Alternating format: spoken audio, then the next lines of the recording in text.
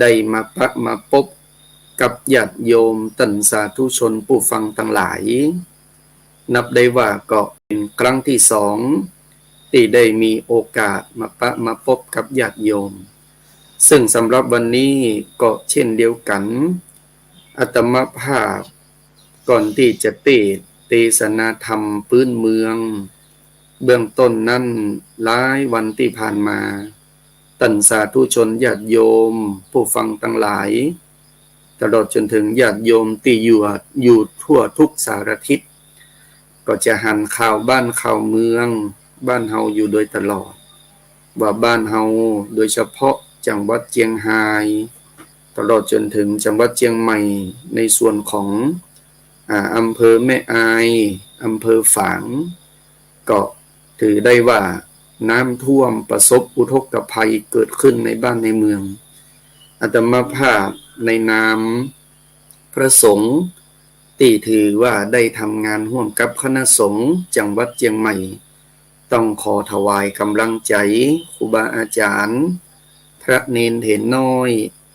แล้วก็ขอให้กำลังใจกับญาติโยมตันสาธุชนผู้ฟังทั้งหลายที่ประสบอุทกภัยหลายบ้านหลายจองถือโอกาสได้ทำสิ่งที่บ่เคยหูเคยหันได้ทำสิ่งที่ชื่อว่าความนักอกนักใจให้มันสบายใจขึ้นแล้วก็หันน้ำจิตน้ำใจจากหลายภาคส่วนที่ได้เข้ามามีบทบาทกับญาติโยมให้กำลังใจกันดังนั้นถือได้ว่าเปิ้นถึงว่าตกตาเปิ้นเป็นดีไข้หัวบ่ตกตาตัวไผตึงบ่ฮู้ดังนั้นเมื่อสิ่งเหล่านี้มันเกิดขึ้นสิ่งที่จะทดแทนกันได้นั่นก็คือกำลังใจดังนั้นอาตมาภาพก็ขอเป็นส่วนหนึ่งถวายกำลังใจให้ครูบาอาจารย์ที่ประสบอุทกภัยและก็เป็นกำลังใจให้กับญาติโยมตันสาธุชนผู้มีบุญทั้งหลายเอาละวันนี้ตั้งแต่นี้ไปเวลาประมาณครึ่งชั่วโมงโดยประมาณจะได้เอาพระธรรมเทศนาชื่อว่าธรรมเปรตพีซึ่งพระธรรมเทศนาชื่อว่าเปรตพีนี่ญาติโยมพอออกศรัทธาหลายคนหลายตั้นย่อมทราบกันดีว่าเปิ้นจังเอามาเทศในเทศกาล12เป็งซึ่ง12เป็งนั่นก็บัดเดี๋ยวนี้13ค่ำละ14ค่ำวันพุธ15ค่ำวันอังคารเนาะก็จะเป็นวันพระวันศีลวันนี้วันที่15วันพุธ16วันฮือ17เป็นวันอังคารพอดีก็เป็นวันพระเป็นวันศีลเป็นวันที่หมู่เฮาทั้งหลายจะได้ร่วมกันสร้างบุญฮ้องว่าบุญกตัญญูกตเวทิตาธรรมนั่นคือการทำบุญให้บรรพบุรุษสายปี่สายน้องที่ล้มหายตายจากกันไปกาซึ่งก็ถือว่าเป็นประเพณีของคนเมืองบ้านเฮาที่ถือว่าเป็นประเพณีที่สำคัญเพราะเชื่อได้ว่าประเพณีเหล่านี้เป็นประเพณีที่หล่อหลอมจิตหล่อหลอมใจทำให้กับตัณสาธุชนญาติโยมอย่างน้อยปีหนึ่งได้กึศหาบรรพบุรุษเพราะว่าประเพณีเหล่านี้ล้วนเป็นประเพณีที่งดงามเอาละต่อจากนี้ไปเชิญชวนศรัทธาญาติโยมตัณสาธุชนผู้มีบุญทั้งหลายบางคนบางท่านกำลังเนี่ยเบียดเนี่ยการอยู่บางคนบางท่านกำลังขับรถขับลาไปทำงานก็สามารถที่จะเปิดฟังรายการเหล่านี้ได้อย่างน้อยเป็นเครื่องประคับประคองเพิ่มพูนกุศลบุญญาราศีอันจะนำมาซึ่งความศรัทธาคือความเชื่อประสาทะก็คือความเลื่อมใสอันจะนำมาซึ่งปัจจัยแห่งการประพฤติปฏิบัติอันเป็นแนวทางที่เจ้าประกอบด้วยธรรมสืบต่อไปเชิญชวนศรัทธานาบุญเฮาทุกท่านได้รับฟังพระธรรมเทศนาชื่อว่าบุพเปตพีสืบต่อไปเน้อ นะโมตัสสะภะคะวะโตอะระหะโตสัมมาสัมพุทธัสสะ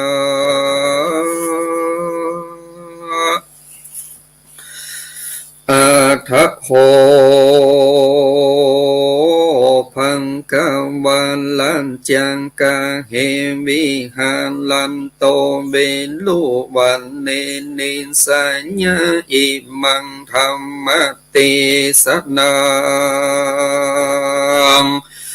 อาหาลินตวามพิมพิสาลังอาลัมพันติรันจะจินเตสิมันตาปินตุนจะญาตังกันจะไม่หังการลังกันตันนิกุศลธรรมานิยาติเปตา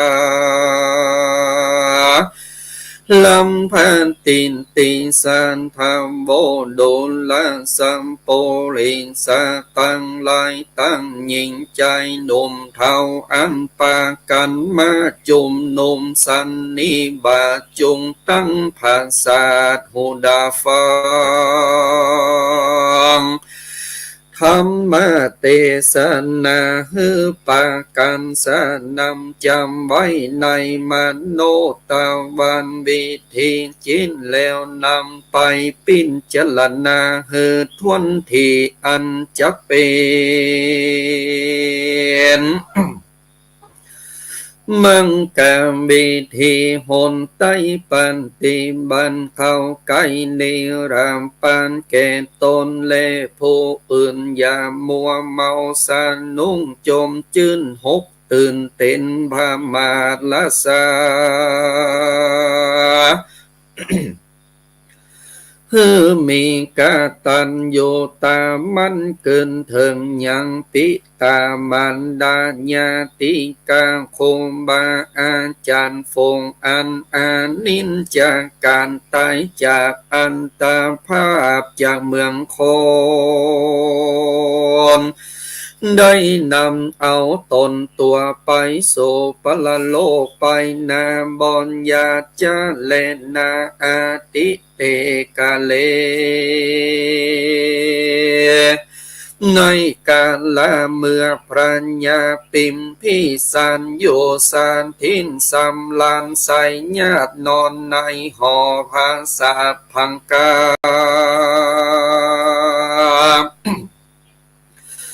ลันทิญาในกังคืนจังดาไกลุงตันก็มาหาเกินคงคานิงหาถึงยังปิตามันดาและญาติกาพี่น้องอันมอลันนาไปสู่ปาลาโลกไปนาบว่าว่าเขาจังใดสามเบยสูงโยนในจันฟ้าแลนนีละปานลือว่าได้ถ้าลงตรงยากในอาบายนั้นจะกันปิ้นเจลนาไปตามเหตุก่อนรู้เจงเจตในหอละทายว่าปุงกาลาโพใดดับขันไปจังใดถึงทรงและตรงนั้นก็แล้วแต่กรรมสองภาคการจังติดตามตัวไตบ่เบนไว้แก่คนได้ปุงกาลาโพนใดได้การตามกรรมอันพังเสริญกุศลอันเลิศนั้นจังนำไปเกิดที่จันฟ้าเลิศไปบนกันได้การตามกรรมอันกุศลละกรรมบิมบากอดเตียงจักใดไปสู่อัมบายจาเลนาตั้งสุนตัวพระญาปิมพิสันได้ฟังธรรมเทศนาแล้วก็มีหอรันไทยกอดผ่องแผ้วยินดีแล้วกลมขาบอัญชลี ไปสู่สถานที่โยแห่งตนก็มีเลกันมาลอดแล้วก็ตกแต่งดานยังพงจนาอาหารมีองค์การฮือเสนาอามาตออกเป่าพักกาดเกปัจจา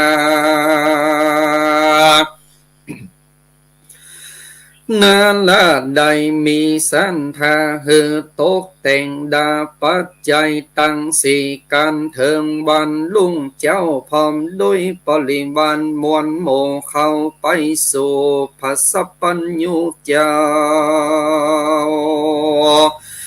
ก็ทำบายเขาพิงกาหารกำตั้งปอลิวันพรำพร้อมย้อนยืนน้อมถวายตานเกพระพูนบานปาพูนทัดเจ้าพร้อมกำโดยอาลิญญสังขเจ้าโมขินาวานามโม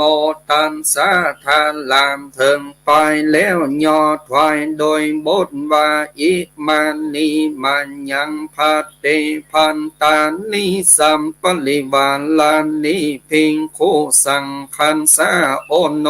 จยามาสาทุโนพันเตอิมานิพันตานิสัมปริวาลานิปันติขันหันโตอัมหากังทิงคาลันตังหินตัญญาทรงขันยาดังนี้แล้วพร้อมกันตั้งกำพาธนาเอาตามมั่งไฟแล้วโอนติสานามบนไปฮือแก่ญาติกาอันตายปานไปพาพลท่านเจ้าชันแล้วก่อนติสนาว่าธรรมาวาลังพุนทันติปงคาลาผลได้มีใจใส่สันทาเลื่อมใสได้สร้างอันลามโกนตีวิหารสาลากวันตานอาสาลมลงอุปงสันทาเกสมณะเจียงคานสังหนตั้งเป็นสานทามีสันทาตันตุงจ่อชันกัลปันบีตังพาอาบน้ำฝนสมบงจีบันลาเครื่องบริโภคเกสมนาตามกาลปเวณีเมื่อเดือนจีปีใหม่บ่ฮือขาดปากันยาน้ำโอนติสามบนไปหาฝงคนอันมรณาตายไปสู่โลกไปนาเม้นเขาจักได้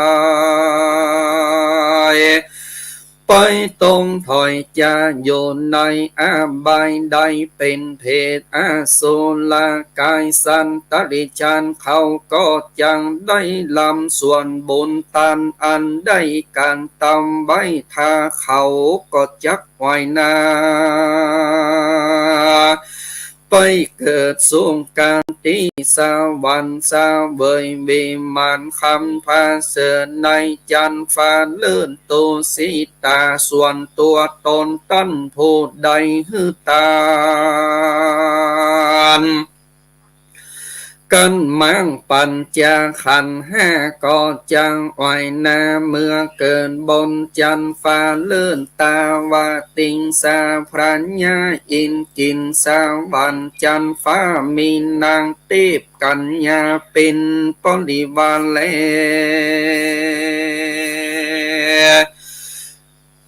ตั้งสุนตัวว่าหามมันบานใดสองฮือจองตือหาล้านอยู่นานใดพามมันหาปัญจาดกันปนจากจันฟ้าก่อนจังลงมาเกินเมืองโคนเป็นจังกาวันติราตนองค์อาจภาพตีบน้อยใหญ่นำอ่านได้สองปันเป็นปริวานนานพามานได้ปัญจาตสามเบยสีวิลาศก็ได้ปัญจาตก็โดย พาลาอานิสงส์ตานตั้งหลายได้ฟังธรรมกะตำบนฮือตานหังสาสินเมตตาภาวนาตามดังเตสนามณีแลบอนยาจาเลนาตามดังพระพุทธเจ้าเตสนาเกพระญาปิมพิสารหือหายจากสัลลังสังกานั่นแลทำเจ้าดวงนี้ปงการละผลได้มีใจใส่ศรัทธาได้สร้างได้เต็มได้เขียนได้ปูจากรรมจูศาสนาก็ยังมีอานิสงส์มากนักหนาเป็นพันโยจันนาแก่ตนและตันผู้ใดได้ยินได้ฟังแล้วปฏิบัติตามก็จังสมดังกำพาธนาบอนยาจาเลนานินทิตังขิญาสังวันลานาวิเศษกล่าวยังห้องเหตุทำเปตพีก็บังโกมสมเลนสาเด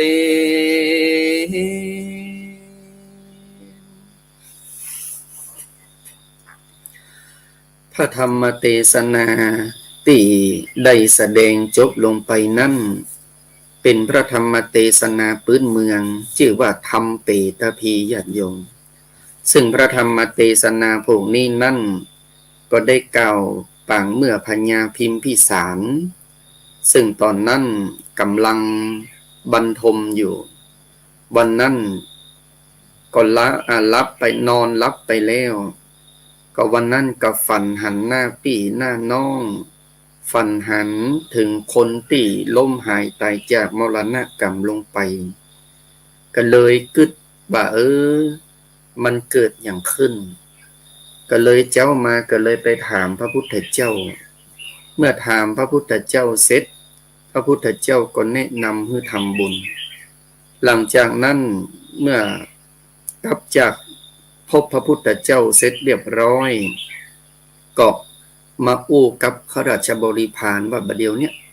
เพื่อไปเตรียมครัวกินครัวตาล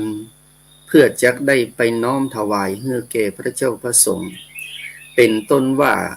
ครัวกินครัวตาลอันใดดีครัวกินครัวตาลอันใดเลิศตลอดจนถึงผ้านุ่งครัวย่องสิ่งใดที่ปรารถนาอยากจะถวายตาลก็ตาลบัดเต้าแต่นั้นตาลตึงศาลาตาลตึงวิหารตาลตึงอุโบสถก็หวังว่าอานิสงส์เรานี้จะไปหลอดไปถึงผู้มรณกรรมญาติกาพี่น้องที่ล่วงลับดับขันไปพระองค์ก็ทรงได้ถือโอกาสตาลสิ่งเหล่านี้แล้วคนเหล่านั้นก็ได้รับบุญรับกุศลที่พระองค์ทรงตาลให้เป็นอย่างดียิ่งดังนั้นพระธรรมเทศนาพวกนี้เปิ้นบอกว่ากันว่าได้ตาลให้ผู้มรณกรรมลงไปเขาเหล่านั้น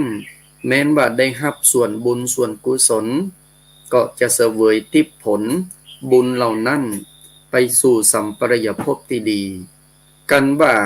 ตาลให้กับตัวเก่าเกิดมาเห็นจากหนึ่งนั่นก็จักได้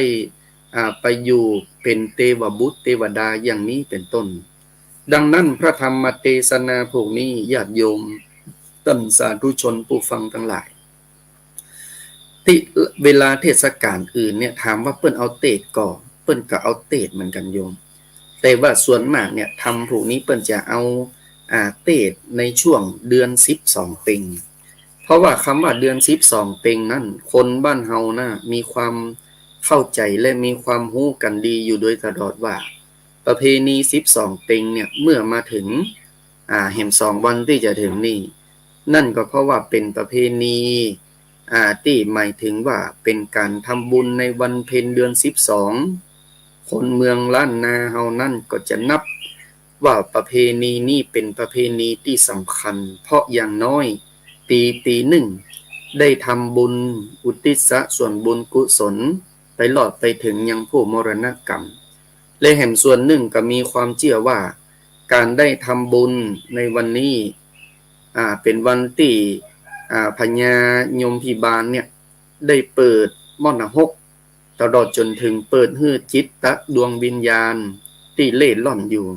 เพื่อได้มาฮับของกินของตาลดังนั้นญาติโยมท่านสาธุชนผู้ฟังทั้งหลายได้ยินอย่างนี้แล้วถามว่าวันอื่นเปิ้นบ่เปิดกาก็เปิดเหมือนกันแต่วันนี้เนี่ยเป็นวันที่เป็นกรณีพิเศษ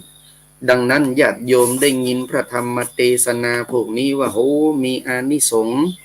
นักหนาปาป้านเป็นวันที่พญายมพิบาลจะเปิดหม้อหนาหกเพื่อได้มาฮับของกินของตาล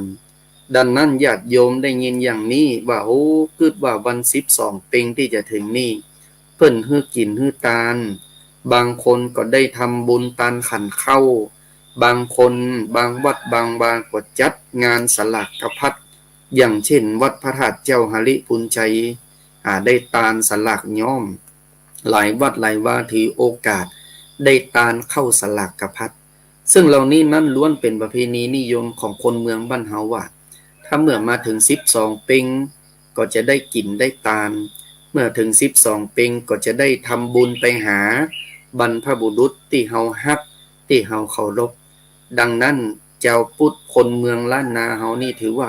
มีความโชคดีเป็นที่สุดเพราะมีประเพณีหล่อหลอมทำให้ญาติโยมทั้งหลายเข้าถึงวัดถึงวาทำให้ญาติโยมทั้งหลายได้ทำบุญให้กับพี่กับน้องได้ทำบุญให้กับเพื่อนป้องวงศาติเสี่ยงบุญไปสู่บุญดังนั้นวันนี้อาตมาภาพพระใบดีกาไกรสอนกิตติเวทีจากวัดตาไคร้ตำบลแม่สาอำเภอแม่ริมจังหวัดเชียงใหม่